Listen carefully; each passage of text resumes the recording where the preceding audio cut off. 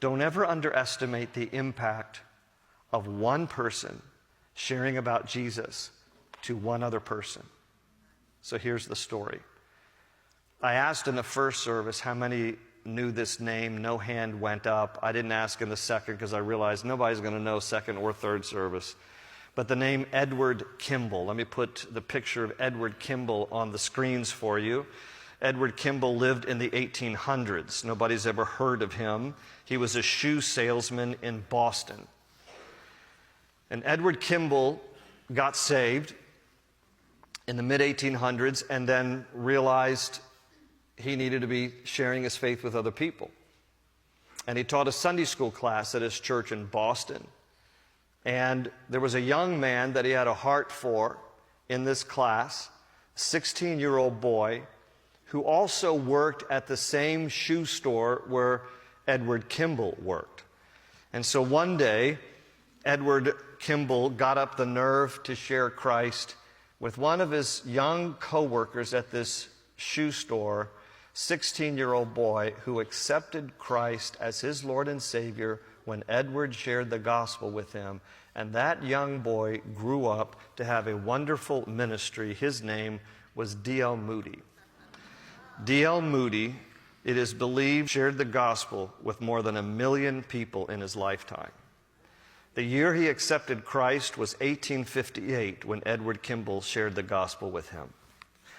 D.L. Moody began preaching and sharing the gospel really around the world, primarily in America and England. And on one occasion, in his audience was a young preacher who did not have the zeal of evangelism until he heard D.L. Moody. And when he heard D.L. Moody, he was pastoring a church in England, and he decided instead he needed to travel to share the good news. So he started becoming a traveling preacher, sharing the good news of Christ, and his name was F.B. Meyer. F.B. Meyer came to the United States and was sharing the gospel on a college campus when there was a young college student in the audience who accepted Christ because of the preaching of F.B. Meyer. This young man grew up and directed various YMCAs. You know, YMCAs used to be, it was Young Men's Christian Association. It used to be a place where young men would come and hear the gospel. This young guy grew up and directed YMCAs. His name, Wilbur Chapman. And his heart for the Lord, because he got saved under the ministry of F.B. Meyer, was such that he wanted to hire someone who had a strong gift of evangelism. He hired a retired baseball player of the early 1900s. His name was Billy Sunday. Billy Sunday started traveling, preaching the gospel around the country. In fact, one of the stops on Billy Sunday came to Purcellville and preached at the old tabernacle by Fireman's Field. And he led thousands to Christ. One of the stops he made was in Charlotte, North Carolina, where revival broke out.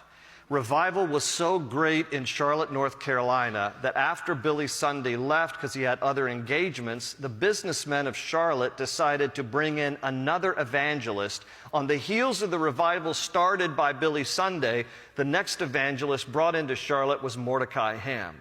Mordecai Ham led a series of tent revivals in Charlotte, North Carolina. On the last night of the revival series that Mordecai Ham was bringing, one young, tall, lanky teenager who worked on a dairy farm stepped forward, came to the front of that tent, and gave his life to Jesus Christ. That young man's friends affectionately called him Billy Frank, but we know him as Billy Graham.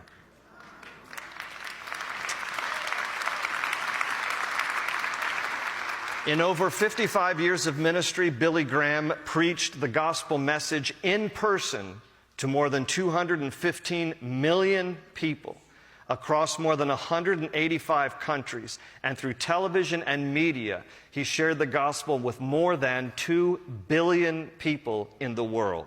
Look at the impact that one man had on the world because a shoe salesman shared the fragrance of Christ in 1858. This is what God can do when one person is obedient to be the fragrance of Christ to one other person. Don't ever underestimate the impact that you might have when you share the fragrance of Christ.